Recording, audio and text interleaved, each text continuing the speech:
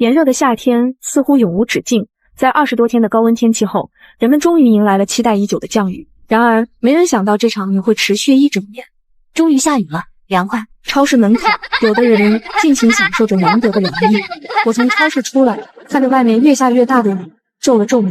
我并非不喜欢下雨，因为我对雨水有恐惧症。3年前也在一个雨夜开车跌入湖中，死时丧命。那之后，我就对水有了心理阴影，哪怕是看见下雨都发怵。我掏出手机看看天气预报，从今天起，气温逐步降到33度左右，不再有43.5度的高温。可是未来的1个星期都会持续性降雨。我返回超市，准备囤货。我准备囤积足够多的食物，能保证我1星期不用出门。10盒牛排，12斤冻鸡翅，3袋饺子，4袋汤圆，这些都是我爱吃的。此外，我还买了1大袋西红柿和红薯，以及1箱八宝粥和1箱泡面。这些东西省着点吃，撑1个月都行。我住在一个中档小区的3楼。回家后，雨似乎更大了，噼里啪啦打在窗户上，仿佛随时能将窗户打碎一般。我给父母打去了电话，他们在老家山里，下暴雨对他们的影响也不小。淼淼，要注意安全，这个雨越下越大，很多年没见过这么大的雨了。爸，你们也要注意安全，我这边不会有事的。最近我也不会出门，你们也别下地了。好，如果遭水淹了，一定要往高处跑到楼顶去。我知道了。挂了电话，我洗了个热水澡，沉沉睡去。一觉醒来，窗外依旧是狂风暴雨，无数雨水像石子一样砸在窗户上。天气预报说晚间才下雨，怎么一大早就在下暴雨？竟然看不清小区的样子了。这时物业在群里发布通告，各位尊敬的业主，目前气象局发布了暴雨红色预警，请尽量不要外出，务必关好门窗，以免造成不必要的损失。暴雨红色预警指的是3小时内降雨量将达到100毫米以上，这降雨量非常夸张了。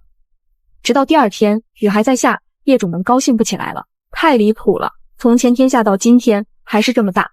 车库第3层已经要被淹了，谁家车在第3层的赶紧开走。家里没菜了，再不停雨只能吃白粥了。我没有参与讨论，由于我囤了很多货，所以暂时不担心吃的，我不信它能下1个星期。然而它真的下了1个星期。我每天早晨起来都发现雨还没停，而且雨势并没有减弱，我的窗户已经开始往里渗水。我感觉很不好，整整7天雨都没有停。我们玉城已经上热搜了，不过别的城市同样有热搜，因为下雨的地方不仅仅是我们玉城，而我们只是第一批连续下暴雨的城市。我特意查找了相关的信息，发现欧洲、东南亚、北美等地也开始了持续性降雨，太不寻常了。还好我囤了很多物资，再坚持1个星期都没问题。但要是雨再下1个星期，我们玉城不得瘫痪了。物业再次发通告，紧急通知，请各栋1楼的业主及时转移家具、物件。目前小区大面积被淹没，雨水很可能涨到1楼。这个通告一出，所有人都惊了，1楼都要被淹了，那地下车库肯定已经成水库了。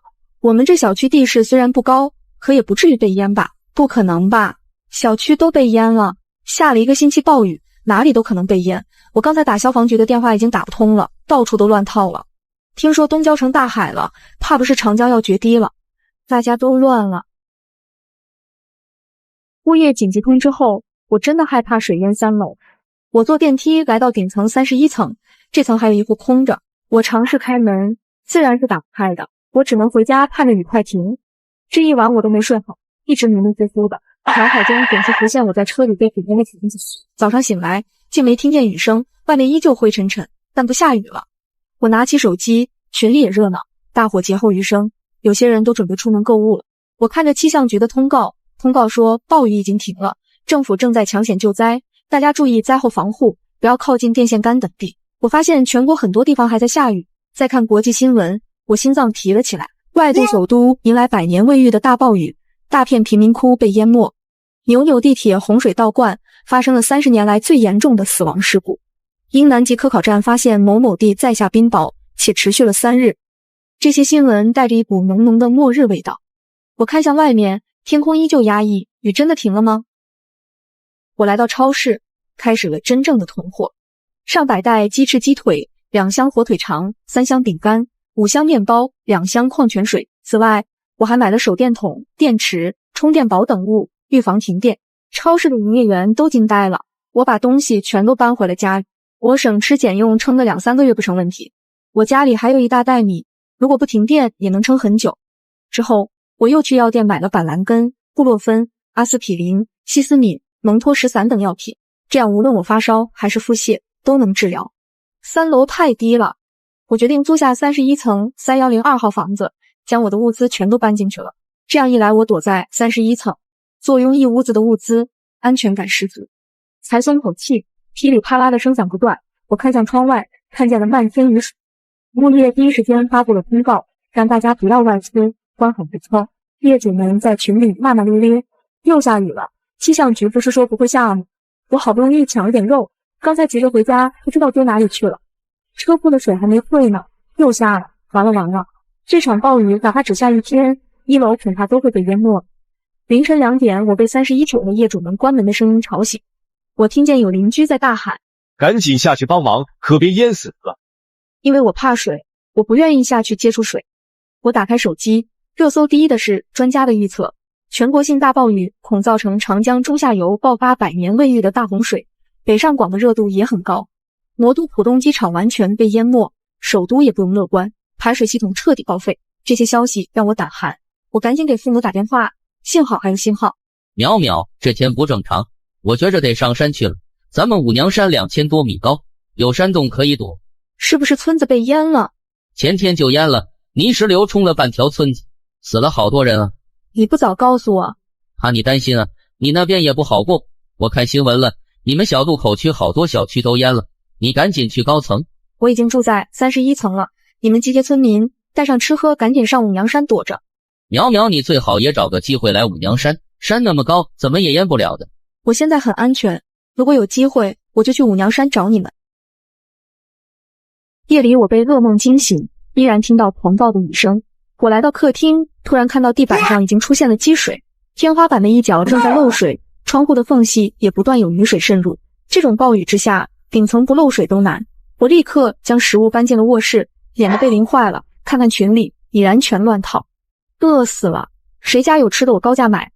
我家大米全被淋湿了，我200多万的房子就这么被淹了。感谢楼上邻居收留我一家，此时我心里却有了一个隐忧，如果暴雨下1-2个月，大家还会相亲相爱吗？食物匮乏，病人遍地，到时候整栋楼恐怕会成为炼狱吧。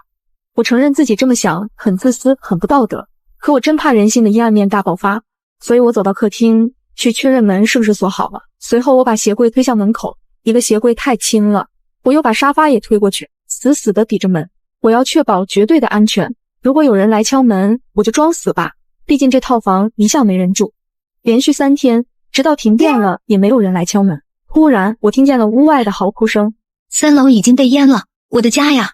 太可怕了，我看4楼也快被淹了。我妈妈要饿死了，谁能给点吃的？绝望的气氛比雨水蔓延得更快。又过了3天，暴雨已经下半个月了，除了我囤货那天停了之外，其余时间全都在下。我躲在卧室里不敢出去，整个客厅全是水，排水系统完全撑不住了。卧室很快也会被水浸泡。我看着网上最新消息，基本是各地的网友提供的，谁都求救啊！我们整个大盆地都要淹了。羊城求救，珠江决堤了。我在某国，飓风和海啸把西海岸都团灭了，我能找大使馆求救吗？连续半个月的暴雨，全球陷入了崩溃，而这还只是开始。哪怕现在暴雨停了，死亡人数恐怕也要以100万计。我继续看信息，却发现无法刷新了，停电又停网，楼里的所有人都将自生自灭。忽然门外传来一声嚎叫，天啊，那边是什么？海啸！海啸！洪水来了，快跑！他们在走廊，是可看见北边。我立刻意识到是北边的山洪爆发了。我在屋里看不到洪水，但我已经听到了惊涛骇浪的声音。完了，我们这栋楼会不会被冲垮？突然身体开始发抖，此时门外有不停的脚步声和喊叫声，快上去呀！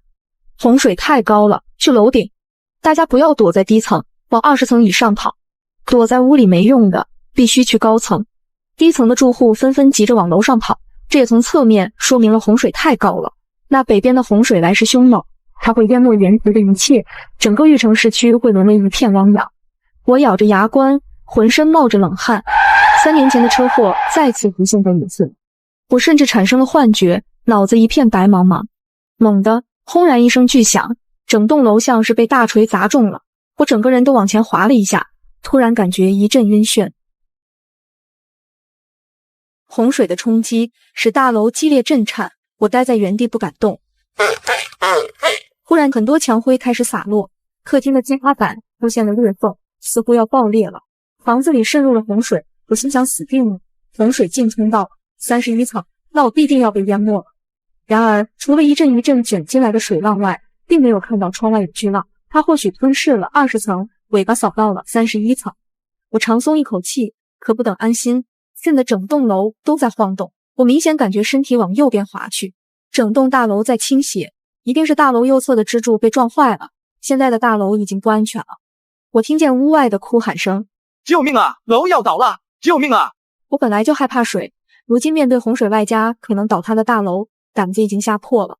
我刚躲进卧室，卧室天花板传出闷响，像是钢筋水泥在崩裂，一定是大楼倾斜挤压了天花板，我运气太差了。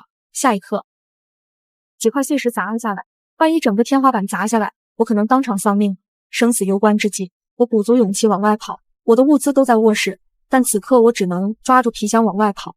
刚到客厅，卧室天花板一崩下来，又是一个大洞，我看到水浪只能从门缝挤进来，说明洪水并没有高到31层。我靠在厨房门口，我的皮箱是我唯一能救出的物资，里面装着简单的食物、水、药物。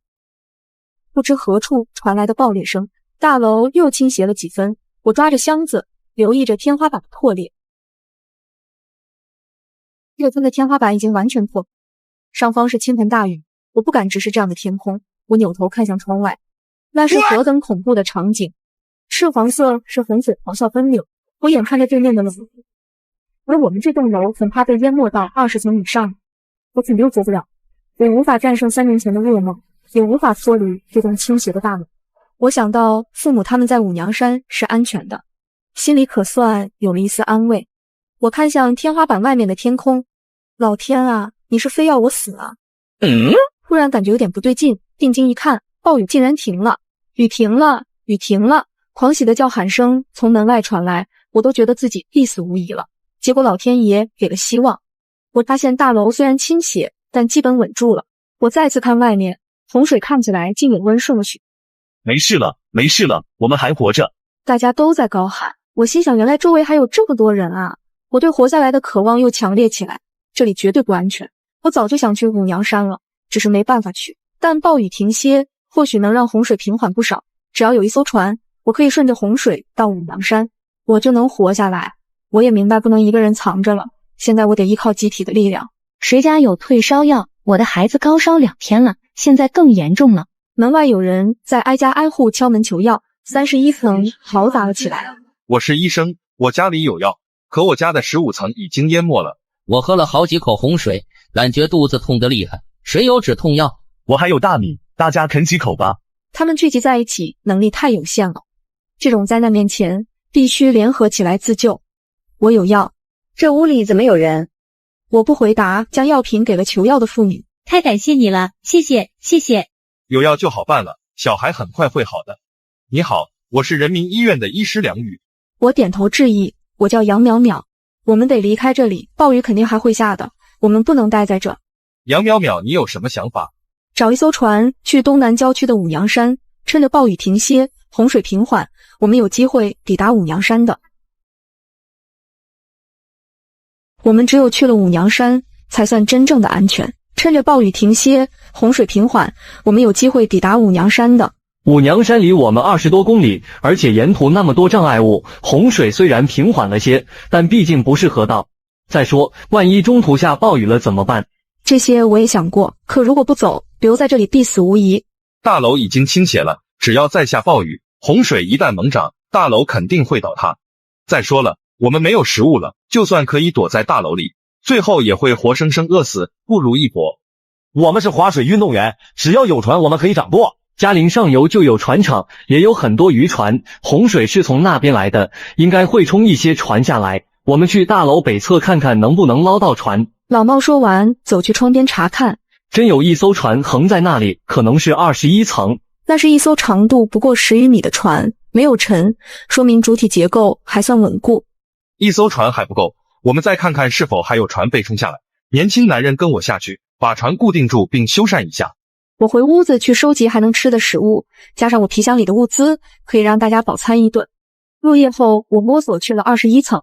天亮后，我们必须出发，我怕暴雨又下。明早出发没问题，但一艘船载不了多少人。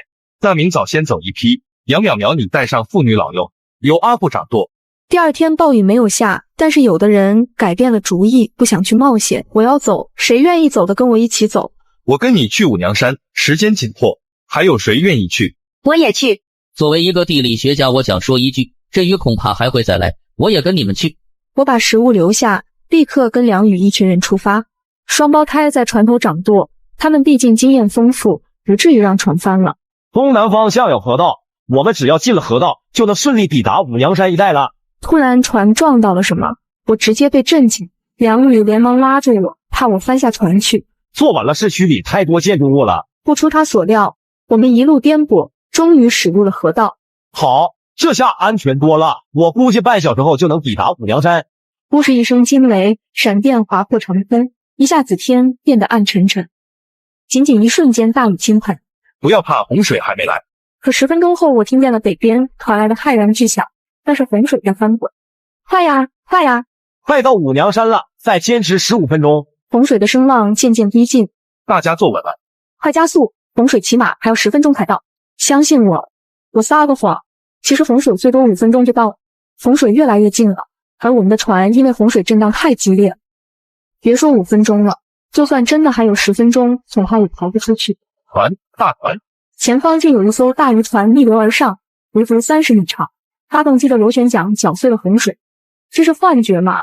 在这种情况下进入渔船。淼淼，是淼淼吗？暴雨太大，近距离听到了熟悉的声音。啊！大渔船上有人喊着，快用网把他们拉上来。船赶紧过，巨大的渔网撒了过来，将我们全罩住。我们登上大船后，船同时掉头开足了马力，直奔五娘山。劫后余生，我们终于登上了五娘山。暴雨整整下了1年，1年后暴雨终于停了，天空渐渐开始转晴，阳光照在了五娘山的山顶。全球高温降临，南北极冰川融化，史前病毒蔓延全球，海平面升高，一座座城市从地面上消失，强烈的对流天气导致飓风肆虐。人类该如何迎接死神的降临？下班路中，几乎没有人在大马路上逗留，全都用最快的速度进入建筑物内避暑。我在路口处等红绿灯，看了眼手机，17点45分，气温38度，这时间的阳光像中午般强烈，感觉太不正常了。明天是周末，如果接下来的天气依然超过40度，我就跟公司请调休假。绿灯亮起，我没有直行回家，而是拐去了本市的最大超市，打算采购一些物资。我杀进超市，直奔生鲜区，大批采购了一些日常食材，又跑到冷冻区买些牛排和冻鱼冻虾。服务员过来帮忙，走进罐头区，每种罐头拿了2罐，瓜子薯片拿一堆。饮料区拎了10瓶，还搬2箱矿泉水，又装了2袋米，最后还拿了5袋泡面，3辆购物车满满当当。到门口结账，共消费1314块。服务员帮我把东西全都放进后备箱后，直接开车回家。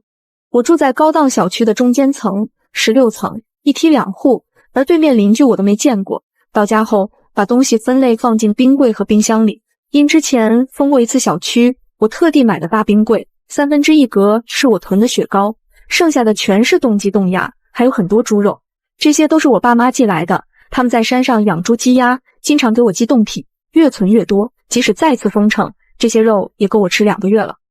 正把饮料往冰箱里塞，手机收到一条短信，市区气象局发布的高温红色预警，明日本市气温将迎来一个新的高点，达到41度以上，请各位市民尽量不要在早上10点到下午6点之间外出，家中如有老人小孩，41度，我直接编辑短信上 OA 走流程，跟领导请假。这么热的天，我才不出去被烧烤。算了下这半年因为赶工积累的调休时间，我大概能一次性休息20天左右，总不至于20天过去天还这么热吧。请假申请批得很快，我洗完澡出来 OA 显示已经通过了，我又拨通了我妈的电话。喂，妈。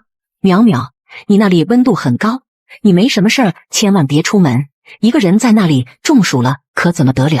公司那边也赶紧请假，别去上了。你这丫头小时候就喜欢39度到处跑。我知道了，你们也要注意防暑降温，不要不舍得开空调，知道吗？开什么空调？我和你爸在山里，今天最高温才35度，晚上睡觉还盖被呢。你还是操心你自己吧，非要跑那么远。你要是留在咱这里，直接住到山里面多凉快。我任他唠叨了几分钟，才找了个借口把电话挂断。我拿着雪糕，舒舒服服坐到沙发上，边吃边看手机。近期持续高温已导致欧洲各国超过1000人死亡。印度局部地区温度超过55度，有专家称这样的温度已经不适合人类居住。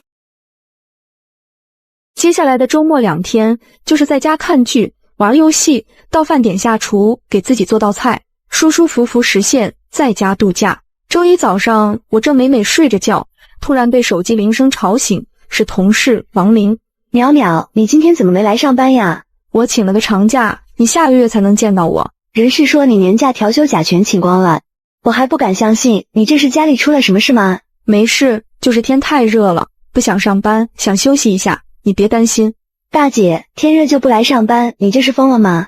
又不是世界末日。高温世界末日，你没听说过吗？我嘿嘿笑，王林跟我抱怨了几句，把电话挂了。我看了一眼时间，早上8点45，我拉开窗帘，顿时一股热气扑面而来，这也太热了。我赶紧关上窗帘，我看着天气预报显示39度，但自动刷新就变40度了，而后面几个小时的温度持续上升，昨天的最高温还是40度，今天就要到43度。我打算趁早上气温低，先去扔垃圾。一开门，正好遇见小区物业的小陈，他刚敲开对面门。正好你也在。我看向邻居，相互点了下头。是这样，我来通知近几日因为高温原因，很有可能停电。如果停电不用慌张，咱们小区有太阳能供电设备，停电后需要10分钟的启动时间，这段时间尽量节约用电，空调麻烦开26度以上。会停水吗？暂时不清楚，但还是建议家里储备一些饮用水。这高温太变态了，我们物业暂时无法保证，实在抱歉。对面的男人点了点头，也把门关了，看起来不是什么很有礼貌的人。你要不要进来休息一下？不用了，我还要当面通知其他业主。您这是要扔垃圾吗？给我吧，我替您扔。这每平方米20的物业费确实没白交，小区的配套设施先进，服务态度又好。我坐在沙发上吃雪糕，翻看着手机，弹出一条视频，那是一个记者冒着烈日坚持在户外做直播，前30秒都很正常，到了第31秒，他的头发突然冒起烟，接着居然烧了起来，幸好旁边有人及时拿矿泉水浇灭。看完后隐隐觉得世界要出大问题。早上睡到自然醒，打开手机，白天最高温竟达到了46度，就连半夜都是39度的高温。最热门的消息，一位路人走在路上不慎跌倒，接触地面的皮肤却被烫伤。随着高温持续，高层开启紧急避险措施，开放所有学校有空调的体育馆以及商场作为24小时避难所。但被热死的人数量不断攀升，医院人满为患，城市乡村火灾频发，网络上四处是求助的视频。我每日都与父母通电话，了解他们的情况。淼淼，你不用担心我们，你一定要记得开空调，别怕花电费，爸妈有钱。我开着呢，放心吧。东西够吃吗？要不要给你寄点吃的？这天灾还不知道什么时候才能过去呢。够的，我不是跟你们说了吗？我休假前刚买了一堆吃的，够我吃3个月了。通话结束后，突然房间一片安静，我按了灯开关，果然还是停电了。周围温度很快上升，几分钟后我竟然大汗淋漓，赶紧从冰箱掏出一根雪糕，边吃边等来电。雪糕都吃完了，电居然还没来。屋里很闷热，但是又不敢开窗，怕外面更热。46度的高温，热的人几乎都要窒息了。当我看着手机上刚刚刷新的温度显示，我惊呼出声：天哪，已经48度了！这不可能，一定是我看错了。我的手指按住屏幕继续刷新，但接连3遍都显示48度，随后界面突然变成了404。我返回再看天气预报，但是显示手机网络断开。我猜测一定是外面的高温导致通讯设备故障了。我感觉房间里也快要到40度，每呼吸一口都是热气。冷静，淼淼淼，你要冷静。不知过了多久，也许是几分钟，也许是半小时，我都感觉自己意识都要变得模糊了。门口的对讲机突然响了起来，等猛一转头，当时我真的以为是自己出现了幻听。各位业主请注意，我市正面临高温灾害，小区太阳能板被晒坏，目前无法恢复电力，各位业主可以暂时到地下停车场。地下1层停车场目前温度39度8，地下2层38度。我拿了个背包，把风油精和藿香正汽水全都装进去，又塞了2个面包和3瓶矿泉水，快速走出家门。开门的一瞬间，我感觉一股热浪袭来，直接令人喘不过气来。来到地库，身后出现一个男人的声音：真巧啊，我的车油箱是满的。他径直走到我面前，我下意识退后一步，这是出于我对陌生人本能的谨慎。我没有恶意，你应该也有车，我们到车里吹空调。如果我的车油烧完了，再去你的车里，这样可以多撑一段时间。在自然灾害下，没有人能独善其身，抱团才能活下去。我跟在邻居身后，快速躲进车里。他启动了汽车，但是空气极差，还充斥着一股发酵水果的酸味儿。我本来就晕车，汽油味加上奇特的味道，差点吐出来。不好意思，车里有袋水果，忘了拿出去。我犹豫一下，还是没有把水果丢出去，而是把塑料袋系紧了，丢到最角落。带的食物不多，我要做好最坏的打算。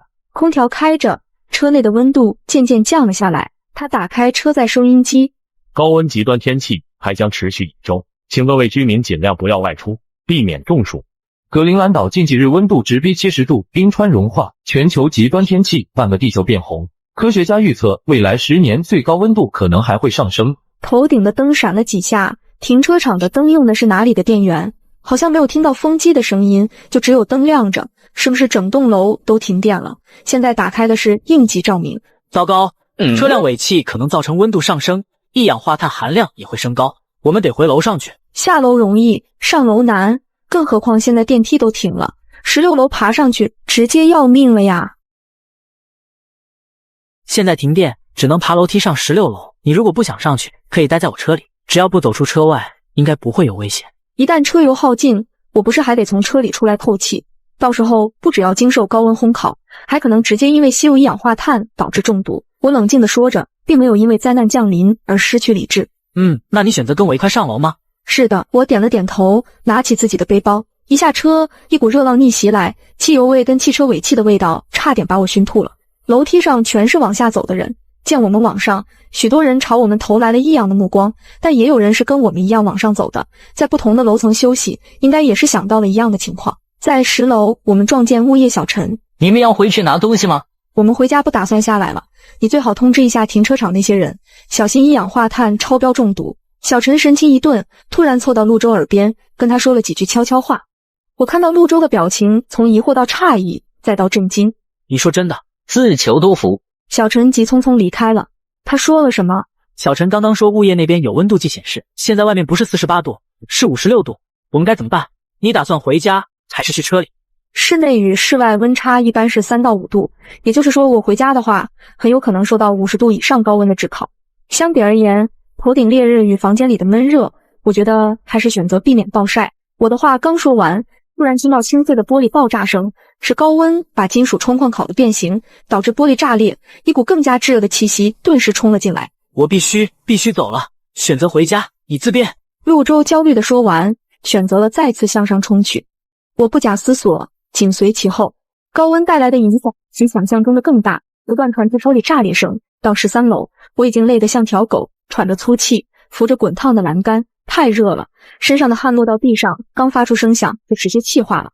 最后一层，我几乎是爬着上去，手掌按到地面都被烫得生疼，我却没有惨叫，嗓子都干得生疼。回到家里，我们贪婪地呼吸着里面残余的一丝凉意。好大的冰柜！我存了这么多冰，之前怕停水，也在浴室里存了大量的水，躲过剩下的1个多小时应该没问题。片刻后，神奇的一幕发生在了我的家里。我躺在浴缸的水里，水中浮着几只冻鸡。陆周坐在对面马桶的盖子上，脚跟一只冻透的鸭子一起泡在水盆里，腿上也放着一盆水，手插在里面，抱着只冻鸭子凉快。浴室里到处都放着冻鸡冻鸭，画面有些滑稽，但至少浴室的温度已经降了下来了，在可以忍受的范围内。你真是个人才，冰柜里面冻这么多肉，是怕丧尸爆发吗？陆周一边玩着水中的鸭子，一边调侃。我倒宁愿是丧尸爆发，至少这样我们还能在家里，不用怕被烤熟。我看向窗外，这扇窗户可能因为比较小，还在背阴处，没有被烤裂。2个小时后，太阳终于落山了。陆周打开门，走出浴室，深吸一口气。终于降温了。半夜，如同置身于火坑中的小区，终于迎来了一场人工降雨。雨水拍打在窗户上的声音，直接惊醒了我。陆周来敲门，兴奋之情溢于言表。我们两个把所有可以接雨水的东西都放到了阳台，力求多保存一些水。半小时后，雨就停了，来得快，去得也快。桶里面只装了不到1/3的水，但却是带来了足够的凉意和希望。幸运的是，这个时候手机信号恢复了。喂，妈！见状，我赶紧拨打妈妈的电话，结果提示关机没电。我找出爸爸的手机号码拨打，依然无法接通。想了想，又翻出大舅和三伯的电话，把所有亲戚的电话一个个打过去，只是全都无法接通。妈，总之温度降下来之前，你们别乱跑，听高层的话，等天气正常点，我就回去看你们。我朋友还要用我的手机给家里打电话，我先挂了。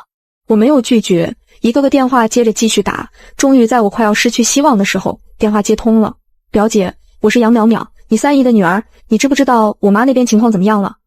是你呀，我不知道，你要不然打一下避难所电话问问。表姐还算给力，立即给我发来了一排当地避难所的电话，我赶忙拨打。您好，您拨打的电话不在服务区，请稍后再拨。我预感大事不妙，继续拨打下一个也是一样的提示。再看手机信号，果然又变成了0格，信号断了。这一刻，我泪流满面。哎，你别哭啊！我联络不上他们年纪大了，这么热的天怎么办呀？虽然山里会比城市凉快很多，但这样的高温山里也不可能幸免。加上断电断信号，我真怕他们出什么意外。没事的，他们一定没事的。我父母就没事，他们都在避难所，有空调吹，有东西吃，有水喝，比我们舒服多了。我就不该这么任性，一个人跑这么远的地方生活，1年只回去见他们1次。如果能重来，我一定会一直待在他们的身边，哪儿都不去。别怕，别怕，你父母一定是正好在信号没恢复的地方，肯定也急着联络你。手机信号恢复1次，肯定会恢复第2次，我们要有耐心再等等好吗？好，我们再等等。接下来的几天，因为温度很快又升高了，比人工降雨前还要高，温度攀升到了62度，地球已经快炸了，这是人类的末日。不仅如此，地震接踵而来，这场地震来得毫无预兆。我直接从地上爬起来，把冰柜里面的水和饮料往外扒了。你做什么？少废话，快帮忙！我索性叫他把冰柜推离窗口，将里面所有的饮料扔到地上，随后我直接爬进去。行不通的，再过一会儿温度升高，你可能会闷死在里面。不是我，是我们。我不进，我有幽闭恐惧症，你不用管我了。眼神闪烁，说什么谎呢？还幽闭恐惧症？切，弟弟，姐这辈子有过一次失败的婚姻，被打得很惨才脱身。你要是不嫌弃就进来。我对着陆周勾勾手。我不躲了，我想给自己一个机会。我发现我挺喜欢你。陆周，你愿意跟我死在一起吗？我郑重地看着他，分不清是气温升高，还是我的脸在升温。我说出了这辈子最大胆的话。你愿意被我包养吗？我其实叫周周，28岁，网络自媒体人，不是什么游戏主播，赚的钱勉强糊口。真巧，你之前也听到了，我其实叫杨淼淼，今年31岁，软件公司业务员，我赚的钱足够包养你。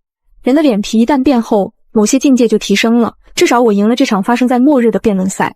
周周最终朝我郑重点了下头。冰柜虽然很大，但要容纳2个人还是有些吃力，特别是周周坐下来后，有大半的脑袋还暴露在外。我挪了挪位置，转到他的旁边，缩进了他的怀里。冰柜里的温度此时比外面低了非常多，我竟打了喷嚏。没事吧？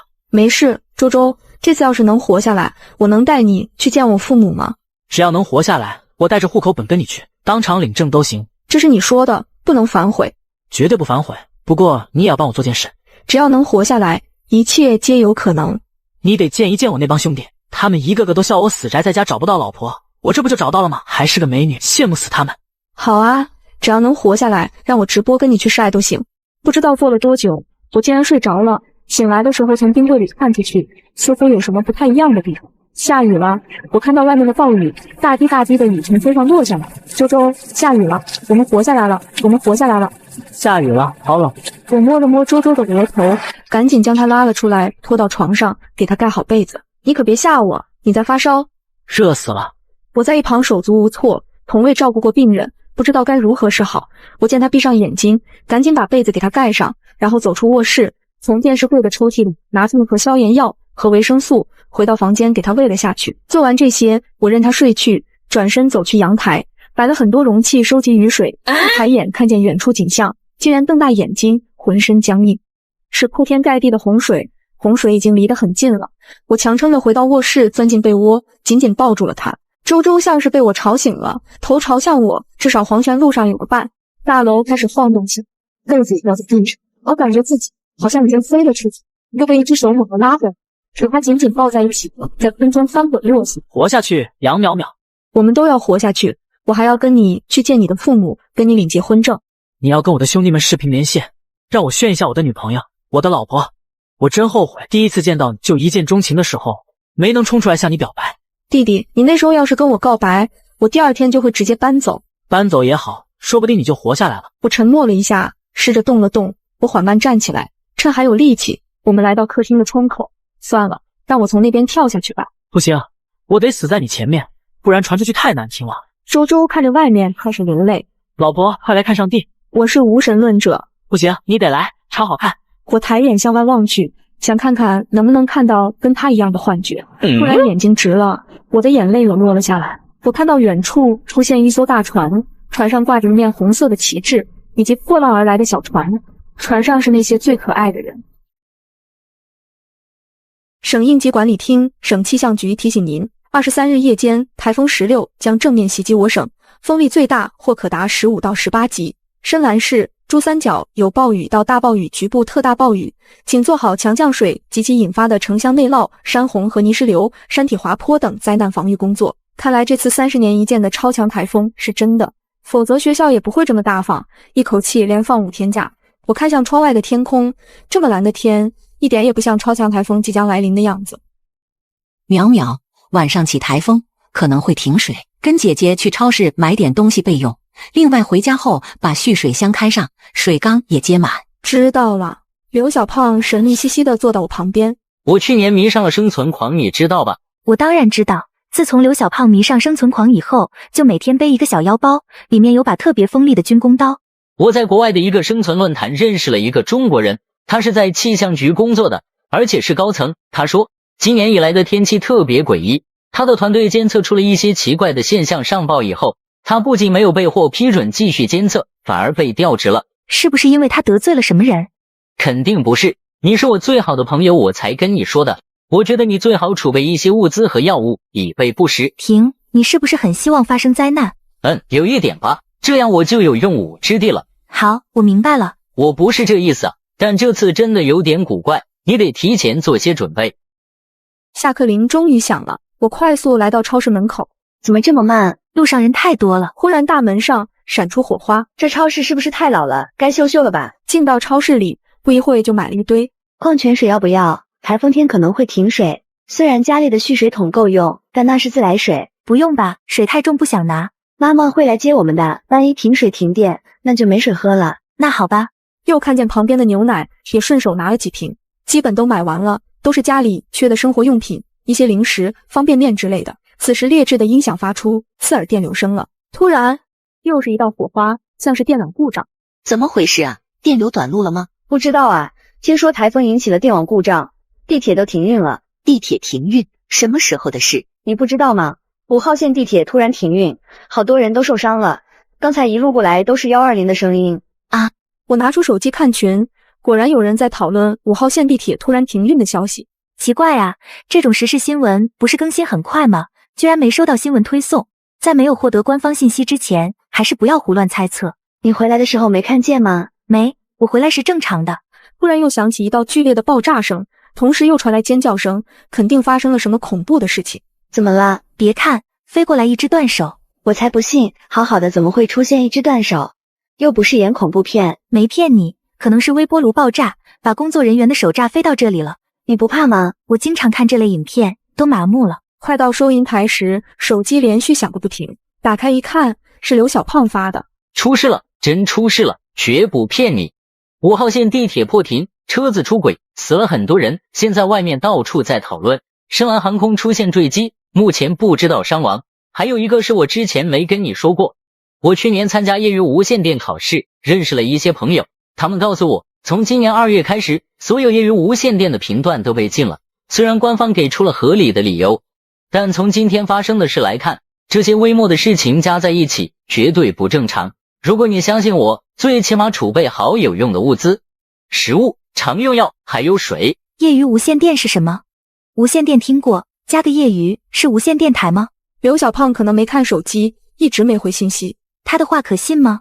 算了，就像他说的，吃的喝的买多了，最后总能吃掉，不会浪费的。何况今天的气氛确实让人感觉到些许怪异。整整2个购物车，花了800多块钱，推进电梯，瞬间占据了大半空间。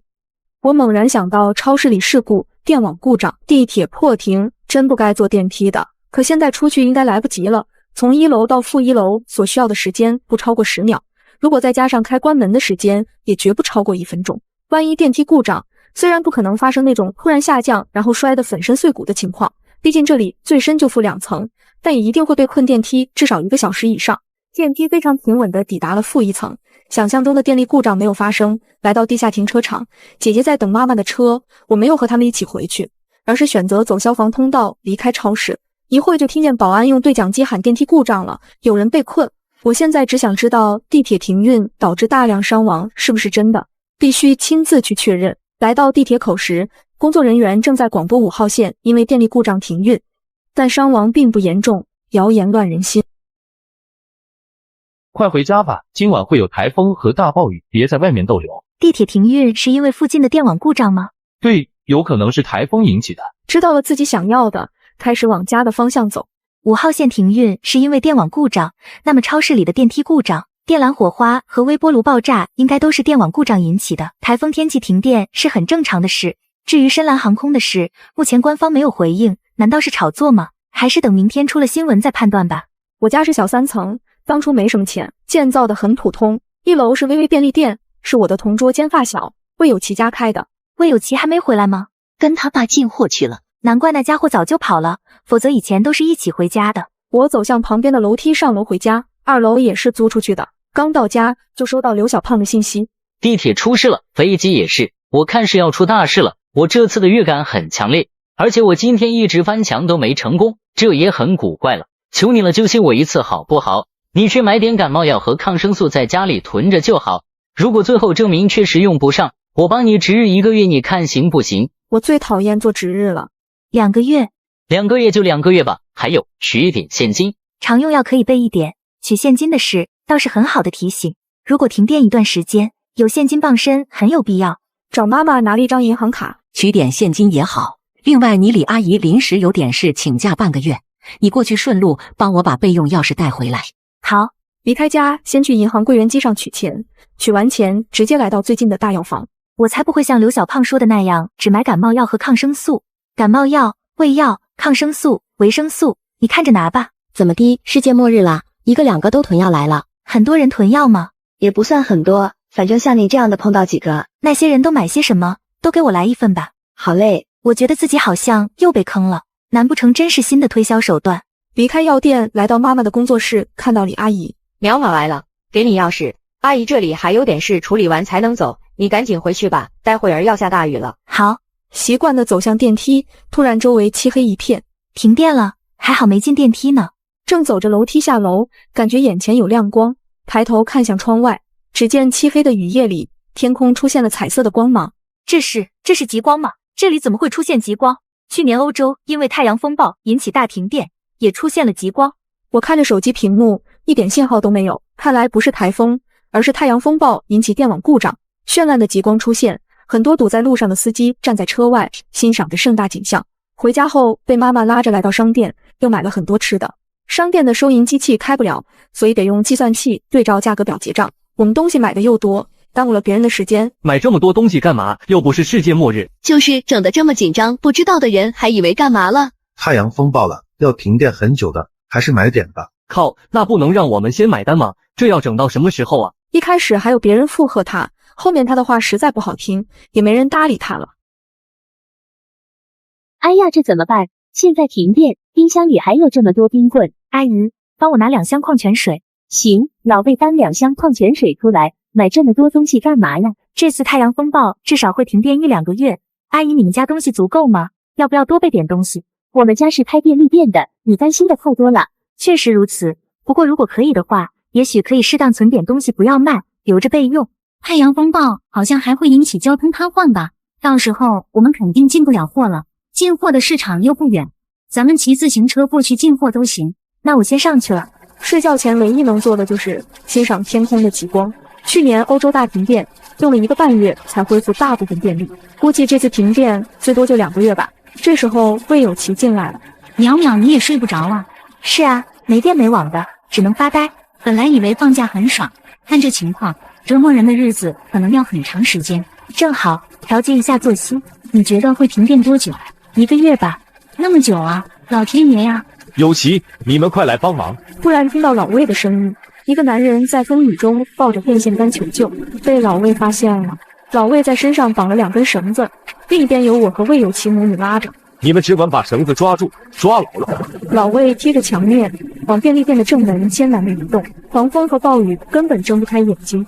那个男人紧紧抱住电线杆，老魏尝试离开墙体向风雨迈步，然而他才走出2、3步就立刻被狂风掀倒，但他总算趴着找回了方向。绳子抓稳了，稳着呢。老魏吃了教训，很小心地靠近那个人。男人提醒他们小心，老魏顺利靠近了他，将1根绳子绑在了他身上。谢谢，谢谢。这么大的风，出门小心点啊！没办法啊，车子点不着，冒雨走回来的，车还在公路上扔着呢。绳子绑紧了。男人紧紧绳子，老魏扶着他一点点移动。突然推来一个硬东西打在他背上，由于受到风力正面袭击，他瞬间消失了。魏叔，别想太多了，谁也不想出意外，咱们已经尽力了，这一切都发生的太快了。过了2天，雨还在下，天天吃黄豆，我感觉我都要成黄豆了。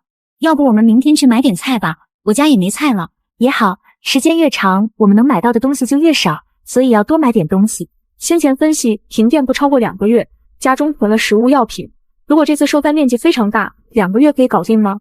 万一停电持续半年甚至1年，那又是怎样的概念？我们必须得出去买东西。第2天，一家3口来到附近一家超市，按照清单买了米、面、咸菜、蜡烛，这里没有净水片，就提了2桶消毒剂，没有找到姜茶，也没有生姜，只能作罢。看到一个男人选了很多垃圾袋，这时候垃圾袋能做什么呢？对啊，天气很潮，可以独立打包物品的。又拿了很多卷垃圾袋、锡纸、保鲜膜、一次性筷子等东西买全了，到门口排队结账。收银阿姨费力地用草稿纸计算，有些东西没买到，过几天还得出门一趟，连续下了几天的雨，还是那么忙，感觉过了好长时间，不知道时间的生活作息全混乱了。来到客厅，看到妈妈在姐姐的房间。姐，你怎么了？感冒了，有点发烧。应该受寒了，刚吃过药，就是家里没有抗病毒的药了。这2天我再出门一趟，买点药回来吧。她的感冒没2天就好了。忽然想起去年欧洲停电，很多人因为感冒和腹泻导致病死的。风寒感冒可以自愈，流感却几乎不能。正准备出门买药，突然听到有人在广播：未来2天有特大台风和暴雨，大家必须居家等候，不要出门。家里没有急缺的东西，便没有出门。魏有琪觉得无聊，就来串门。这2天很多人因为没现金，就拿各种东西来换吃的，1、2个我妈还换给他们，后来全是换的了，这才把店关了。我提醒过阿姨，让她不要卖货了，她听不进去，我也没办法。她不听，我听了呀。家里的米面我藏了很多呢，多谢你的提醒，要不我家粮食大部分会被我妈卖了的。自从停了电，雨也没停过，很多人连热水都喝不上。以前从没关注过的问题，现在变得极其要紧。现在唯一能做的运动就是走楼梯了。遇到了2层租房的老陈。淼淼跟你妈说下，把蓄水桶打开，我想洗个澡。吃喝都困难，还想洗澡？不想理他，我直接转身上楼了。我正在客厅睡觉，突然感觉到强烈刺眼的灯光。有光，不会是来电了吧？我直接坐起来。妈，来电了吗？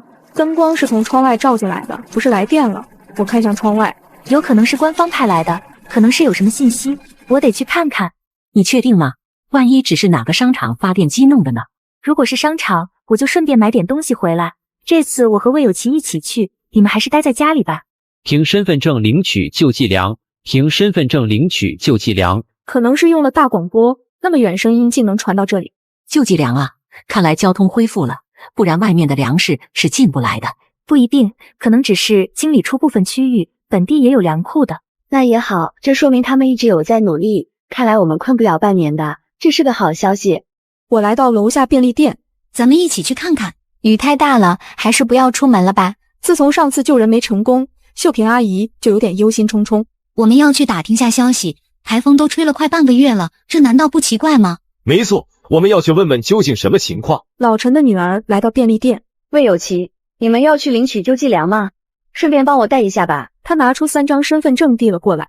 魏有琪看向我，现在还不知道救济粮发的是什么，台风又很大，万一发的是米，可能会很重。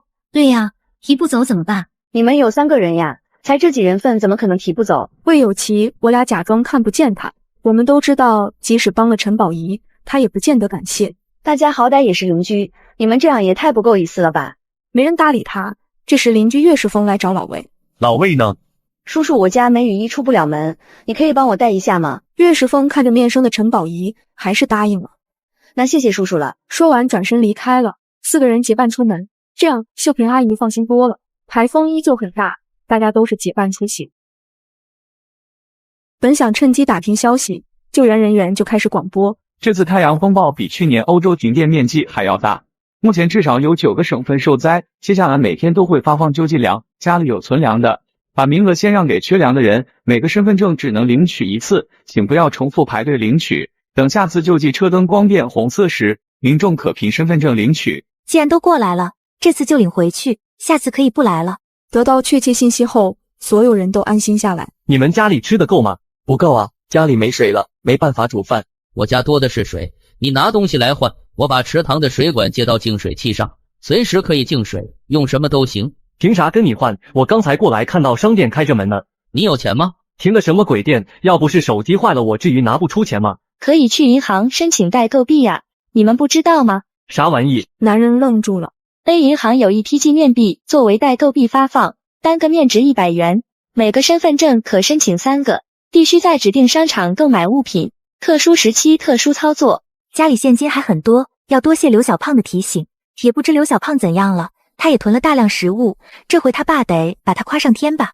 明天去菜市场逛逛，我这半个月没吃蔬菜了。菜市场早没了，腌都腌完了。救济粮只是饼干、八宝粥、矿泉水各1份，一个身份证能领1份。领完救济粮开始往回走。岳世峰和老魏去的 A 银行申请代购币，魏有琪我们则直接回家了。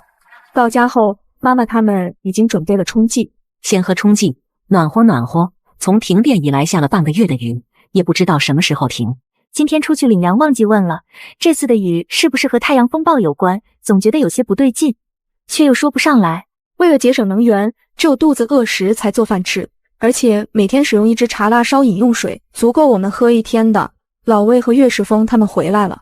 现在每个人只能申领1个代购币了，并且手续复杂，审核严格，有一丁点不良信用记录的都无法申领。冒雨排队的人也很多，咱们都不急，缺现金，还是先别去申请。天气越来越寒冷，领取救济粮的第2天，我有些低烧，幸好家里有感冒药，半天以后就好转了。接下来连续几天都没有看到救援队红色的灯光。淼淼帮我提桶水下来。停水几天后，家里所有的水桶全扔到天台上接雨水，有些桶是魏有琪家的，不过装满的水桶要在楼梯间静置几天才能简单过滤后止碎使用。每次从楼梯间拿走1桶水，就要往天台上放1空桶，这是3家的默契。水提到家，开始简单过滤。水过滤好了，过来吃饭吧。今天是白米饭，配菜是1盘霉豆腐和锡纸烤火腿。现在粮车一直没出现，难道这场灾难已经无法控制，还是供应环节出了问题？太阳风暴的形成不是一瞬间的事情，相关单位不可能观测不到。假如他们观测到了，为什么不提前告知民众做好预防准备呢？应该是不想引发民众恐慌吧。这种日子什么时候才能过去啊？这次太阳风暴肯定有不正常的地方，我们应该做好半年以上的准备。嗨，你这就有点想多了。我也觉得有点想多了，不是说了才7、8个省停电吗？好像和去年的情况差不多。但保险一些也可以。我觉得淼淼猜测有道理。魏叔，你们家还采购东西吗？我们家开便利店，没什么要采购的。我还得出去一趟。你家不是备了很多物资吗？还出去啊？淼淼，我和你一起去。你去凑什么热闹？外面的风那么大，也不怕淋感冒了。去吧去吧，你们谁要出门，我也一起去。先去了大商场采购，又往药店走了一趟，把家庭必备药都给我拿1份，缺的最后补全。岳叔，你不备点药吗？家里现金不多了，先不买。到家后，岳世峰的女儿岳女来找姐姐玩，我正坐在沙发上休息。就是吃的你们雪糕，人都要拉虚脱了，你们说怎么办吧？我快速来到便利店，看到之前买过雪糕的人在吵闹。你们买的时候都说了是换掉的雪糕，而且都买了那么久了。其中一个人吃了以后一直拉肚子，过来找说法，用脚趾头想都知道他们想要什么，无非没钱了，过来敲诈一笔罢了。既然大家都说不清，那就报警吧，让警察来处理。现在说得很清楚了，你们的雪糕害得我朋友拉肚子，今天必须给我们一个说法。小票呢？你雪糕还有吗？可以拿到医院鉴定一下是不是雪糕导致的。如果没有证据，凭什么说他拉肚子跟这个店有关系？你们根本没给小票。哦，那么雪糕呢？雪糕早就吃完了，问什么问题？罚吃吗？既然你们什么证据都拿不出来，又凭什么说跟这个店有关系？凡事要讲证据，这不是讹人吗？哦，你的意思是说我们碰瓷了？不给说法就算了，还反咬我们一口。那就砸店，我们缺那点钱吗？于是两个女的冲上去抓住老魏打，秀萍阿姨瞬间战斗力满格，冲向对方救下老魏，男的冲向老魏打在一起，魏有奇一脚踹飞一女的，另一个女的被秀萍阿姨踹飞。住手，还不快滚，难道等着我们送你？几人直接离开了。先给你爸妈烧点热水擦一下吧，接下来不要开店了，我担心他们会回来报复，还是保险些好。马上去。那些人可能还会来，为了保险起见，不如把家里贵重的物资迁移一下，事到万一可以避开他们。如果他们带刀过来，在这种状况下被砍一刀，只有死路一条。好，要搬一下，都搬到里面去，店暂时不开了。里面也不安全，他们这一次只是试探，如果还有下一次，就是实打实的抢劫。报警，我们去报警，我就不信警察还治不了他们了。都什么时候了，还说这些没用的？什么叫没用？我不开店你吃什么？你吃个空气。魏有奇也知道现在不是和他争辩的时候。淼淼，要不我们先把东西搬到你家放一下？好，我本来就是这么打算的。你们在内室只留一点物品，如果再遇上抢劫的，干脆让他们以为店里东西已经被抢空，这样对你们来说安全很多。这个主意